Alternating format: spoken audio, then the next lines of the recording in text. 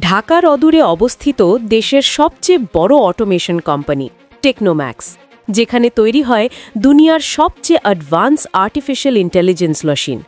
কিন্তু আজ সেখানে শ্মশানের নীরবতা। গত 10 দিন ধরে থমকে আছে 100 কোটির মেগা প্রজেক্ট। বিশ্বের নামিদামি ইঞ্জিনিয়াররা কপালে হাত দিয়ে বসে আছেন। কেন বন্ধ হলো এই দৈত্যাকার রোবোটিক মেশিন? কেউ জানে না। প্রতিদিন লোকসান হচ্ছে কোটি কোটি টাকা। আর ঠিক তখনই গেটের বাইরে ধুলোবালিতে বসা 15 বছরের এক জুতো পালিশ করা ছেলে শান্ত গলায় বলল, স্যার, আমি কি একবার চেষ্টা করে দেখব? সবাই হো হো করে হেসে উঠল। কেউ তাকে পাগল বলল, কেউ দিল ধমক। কিন্তু তারা জানত না এই ছেঁড়া জামা পরা ছেলেটির ভেতরে লুকিয়ে আছে এমন এক প্রতিভা যা বদলে দেবে সবার ভাগ্য। বন্ধুরা, আজ আমরা জানব এক অনাথ জুতো পালিশ করা বালকের গল্প, যে দুনিয়ার বাঘা বাঘা ইঞ্জিনিয়ারদের চ্যালেঞ্জ ছুড়ে দিয়েছিল। কে এই ছেলে, আর কেনই বা সে বড় বড় মেশিনের নাড়িভুড়ি চেনে? চলুন শুরু করা যাক। টেকনোম্যাক্স কোম্পানির মালিক আরিয়ান চৌধুরী। টেক দুনিয়ায় যার নাম শুনলে বাঘে মহিষে এক ঘাটে জল খায়, কিন্তু আজ তার চোখে আগুন। মিটিং রুমে তিনি টেবিল চাপড়ে চিৎকার করে বললেন, 10 দিন হয়ে গেল আর আপনারা বলছেন সমস্যা খুঁজে পাচ্ছেন না। আমার কয়েকশো কোটি টাকার অর্ডার বাতিল হয়ে যাচ্ছে। ইঞ্জিনিয়াররা কাঁপছে। চিফ ইঞ্জিনিয়ার আমান সাহিব ঘাম মুছতে মুছতে বললেন, স্যার, আমরা সেন্সর, কোডিং, হার্ডওয়্যার সব চেক করেছি, আমেরিকা থেকে অনলাইন সাপোর্ট নিয়েছি, কিন্তু মেশিন কেন স্টার্ট নিচ্ছে না তা বোঝা অসম্ভব। আরিয়ান চৌধুরী গটগট করে ফ্যাক্টরি থেকে বেরিয়ে এলেন। তার মেজাজ সপ্তমে। গেট দিয়ে বেরোনোর সময় তার নজর পড়ল রাস্তার ওপারে। ফুটপাতে একটা টুলের ওপর বসে আছে সেই 15 বছরের ছেলেটা। নাম তার রোহান। হাতে পলিশের ব্রাশ, পরনে নোংরা জামা, কিন্তু তার চোখ দুটো স্থির হয়ে আছে ফ্যাক্টরির বড় কাঁচের জানলার দিকে। রোহান প্রতিদিন এখানে বসে। লোকে ভাবে সে ভিখারি বা জুতো পালিশওয়ালা, কিন্তু কেউ জানে না তার রাতগুলো কাটে এক অন্ধকার গ্যারেজে। রোহানের মা খুব অসুস্থ, হার্টের সমস্যা, আর চিকিৎসার খরচ অনেক। ছোটবেলা থেকে রোহান বড় হয়েছে তার নানার কাছে। তার নানা ছিলেন একসময়ের তুখোর মেকানিক, যিনি একসময় এই টেকনোম্যাক্স কোম্পানিতেই কাজ করতেন। কিন্তু একটা দুর্ঘটনার পর তাকে কাজ থেকে বের করে দেওয়া হয়। নানা তাকে ছোটবেলা থেকেই শিখিয়েছেন, মেশিন শুধু লোহা নয় রোহান, মেশিন কথা বলে, ওকে অনুভব করতে শিখবি। রোহান রাতে তার নানার পুরনো গ্যারেজে ভাঙা ফ্যান, রেডিও আর জেনারেটর ঠিক করতে করতে বড় হয়েছে। সে জানত না যে কোম্পানির সামনে সে জুতো পালিশ করছে, সেই কোম্পানির মালিক আরিয়ান চৌধুরী আসলে তার রক্তেরই একজন।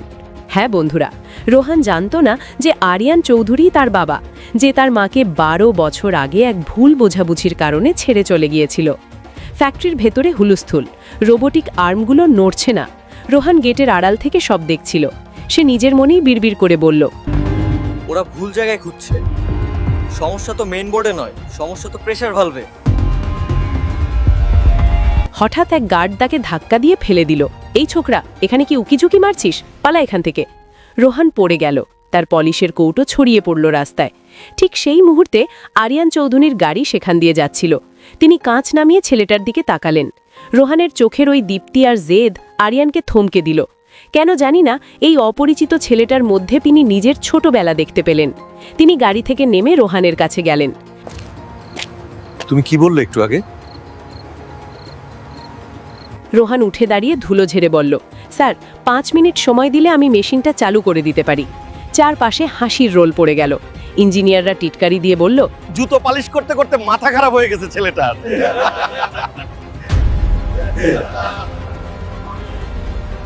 কিন্তু আরিয়ান চৌধুরী গম্ভীর গলায় বললেন, ওকে ভেতরে নিয়ে চলো, আমি দেখতে চাই ও কি করে। রোহান প্রথমবার সেই বিশাল ল্যাবে ঢুকল। কোটি কোটি টাকার মেশিন। সে পকেট থেকে একটা পুরনো স্ক্রুড্রাইভার বের করল। ইঞ্জিনিয়াররা তাকে উপহাস করে বলল, সাবধান, বেশি পণ্ডিতি করলে মেশিন ব্লাস্ট হবে। রোহান ভয় পেল না। সে মেশিনের একদম নিচে হামাগুড়ি দিয়ে ঢুকে গেল।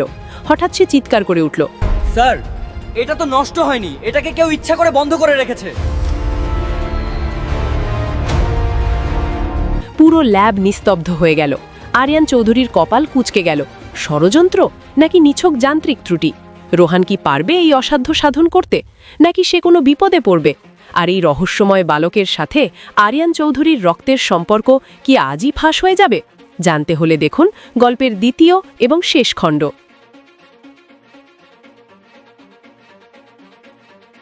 রোহান মেশিনের ভেতরে অন্ধকারে টর্চ নিয়ে ঢুকেছে। বাইরে দাঁড়িয়ে ইঞ্জিনিয়ারদের দল ঘামছে। আরিয়ান চৌধুরী স্থির হয়ে দাঁড়িয়ে আছেন। রোহান ভেতর থেকে বলল, স্যার, প্রেসার ভালভটা কেউ হাফ টার্ন ঘুরিয়ে রেখেছে, আর মেইন কানেকশনের পজিটিভ তারটা নেগেটিভের সাথে ক্রস করে দেওয়া হয়েছে। কেউ যদি এখন সুইচ টিপতো তাহলে পুরো মেশিনটা আগুনে জ্বলে যেত। আরিয়ান চৌধুরীর চোখ লাল হয়ে গেল। তিনি বুঝলেন তার কোম্পানির ভেতরেই কোনো বিশ্বাসঘাতক আছে। তিনি চিৎকার করে বললেন, রোহান, তুমি কি এটা ঠিক করতে পারবে? জি স্যার, শুধু 10 মিনিট সময় দিন। সে তার ছোট হাত দুটো দিয়ে তারগুলো আবার সাজাতে শুরু করলো। যারা একটু আগে হাসাহাসি করছিল তাদের মুখ এখন চুন। 15 বছরের একটা ছেলে, যার কোনো ডিগ্রি নেই, সে বলে দিচ্ছে মেশিনের কোথায় কি সমস্যা।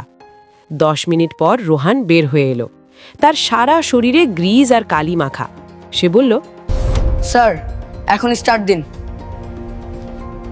আরিয়ান চৌধুরী নিজে গিয়ে সুইচ টিপলেন। কয়েক সেকেন্ডের নীরবতা। তারপর হঠাৎ পুরো ফ্যাক্টরি কেঁপে উঠল। সেই 100 কোটির বিশাল মেশিন গর্জন করে চালু হয়ে গেল। স্ক্রিনে সিগন্যাল আসছে, সিস্টেম অনলাইন। পুরো হলরুমে করতালির শব্দ। ইঞ্জিনিয়াররা মাথা নিচু করে ফেলল। আরিয়ান চৌধুরী রোহানের সামনে এসে দাঁড়ালেন। তার চোখে জল। তিনি রোহানের কাঁধে হাত রেখে বললেন, তুমি কে বাবা? এই বিদ্যা তুমি কোথায় শিখলে? স্যার, আমি কেউ না। আমি শুধু মায়ের ওষুধের টাকা জোগাড় করতে জুতো পালিশ করি। আর রাতে নানার গ্যারেজে মেশিনের শব্দ শুনি। আরিয়ান চৌধুরীর কেন জানি খুব অস্থির লাগছিল। তিনি জিজ্ঞেস করলেন, তোমার বাবার নাম কি? রোহান বলল, জানি না স্যার। মা বলে বাবা আমাদের অনেক আগে ছেড়ে চলে গেছে। মায়ের নাম আনিকা চৌধুরী। নামটা শুনে আরিয়ান চৌধুরীর পায়ের তলা থেকে মাটি সরে গেল। আনিকা? 12 বছর আগে যাকে তিনি ডিভোর্স দিয়েছিলেন, এক আত্মীয়র ষড়যন্ত্রে পড়ে। তিনি রোহানের দিকে ভালো করে তাকালেন। এই নাক, এই চিবুক, এই জেদ, এ তো হুবহু তার নিজের মতো। তিনি তক্ষুনি সিদ্ধান্ত নিলেন।